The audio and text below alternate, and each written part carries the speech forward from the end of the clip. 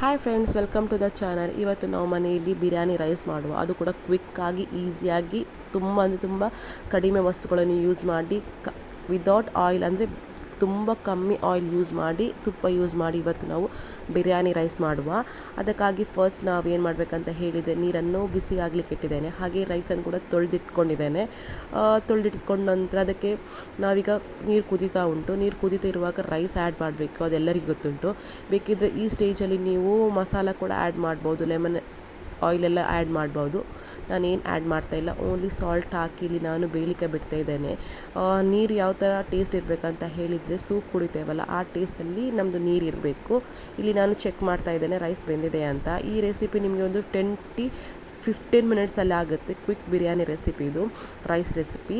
ಹಾಗೆ ಇಲ್ಲಿ ಆಲ್ರೆಡಿ ಬೆಂದಿದೆ. ಇಲ್ಲಿ ರೈಸ್ ನಿಮಗೆ 95% ತನಕ ಬೇಯಬೇಕು. ಇದು 95% ಬೆಂದಿದೆ. ಆಮೇಲೆ ಬೆಂದ ನಂತರದನ್ನು ನಾವೀಗ ಬೇರೆ ಪಾತ್ರೆಗೆ ನೀರೆಲ್ಲ ತೆಗೆದಿಟ್ಕೊಂಡಿದ್ದೇವೆ. ನೀವು ನೋಡ್ಬೋದು ಯಾವ ಥರ ಕಾಣ್ತಾ ಇದೆ ಅಂತ.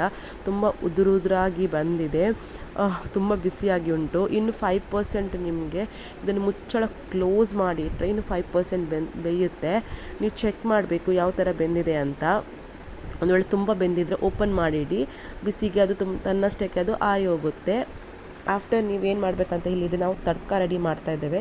ತಡ್ಕಕ್ಕೆ ನಾನಿಲ್ಲಿ ತುಂಬ ಕಮ್ಮಿ ತುಪ್ಪ ಯೂಸ್ ಮಾಡ್ತಾ ಇದ್ದೇನೆ. ನೀವು ಚೆಕ್ ಮಾಡ್ಬೋದು. ನಾನಿಲ್ಲಿ ಮಸಾಲ ಆ್ಯಡ್ ಮಾಡ್ತಾ ಇದ್ದೇನೆ. ಹಾಗೆ ಸ್ವಲ್ಪ ಜೀರಿಗೆ, ಸೋಂಪು ಕೂಡ ಆ್ಯಡ್ ಮಾಡ್ತಾ ಇದ್ದೇನೆ ತಡ್ಕಕ್ಕೆ.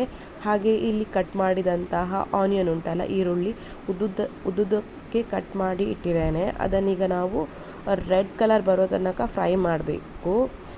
ಮೀಡಿಯಮ್ ಫ್ಲೇಮಲ್ಲಿಟ್ಟು ಮಾಡಿ. ಆಫ್ಟರ್ ನೀವೇನು ಮಾಡಬೇಕಂತ ಹೇಳಿದರೆ, ಮೇಲ್ಗಡೆಯಿಂದ ಸ್ವಲ್ಪ ಪೆಪ್ಪರ್ ಹಾಕಿ, ಟೇಸ್ಟ್ ಅಂದರೆ ಸೂಪರ್ ಆಗಿರುತ್ತೆ. ನೋಡಿ, ನಾನು ಇಷ್ಟೇ ಫ್ರೈ ಮಾಡಿ ಇಟ್ಕೊಂಡಿದ್ದೇನೆ. ಇನ್ನೂ ರೆಡ್ಡಿಶ್ ಬರೋ ತನಕ ನೀವು ಬೇಕಿದ್ದರೆ ಫ್ರೈ ಮಾಡ್ಕೊಳ್ಬೋದು. ಹಾಗೆ ನಾನಿಲ್ಲಿ ರೈಸ್ ಆ್ಯಡ್ ಮಾಡ್ತಾ ಇದ್ದೇನೆ. ಯಾವ ಥರ ರೈಸ್ ಆಗಿದೆ ಅಂತ ನೀವು ಚೆಕ್ ಮಾಡ್ಬೋದು. ತುಂಬ ಉದುರಾಗಿ ಕಾಣ್ತಾ ಉಂಟಲ್ಲ ಫ್ರೆಂಡ್ಸ್, ಈ ಥರ ಬಂದರೆ ತುಂಬ ಟೇಸ್ಟ್ ಆಗುತ್ತೆ. ರೈಸ್ ತುಂಬ ಬೆಂದರೆ ಒಳ್ಳೆಯದಾಗೋದಿಲ್ಲ.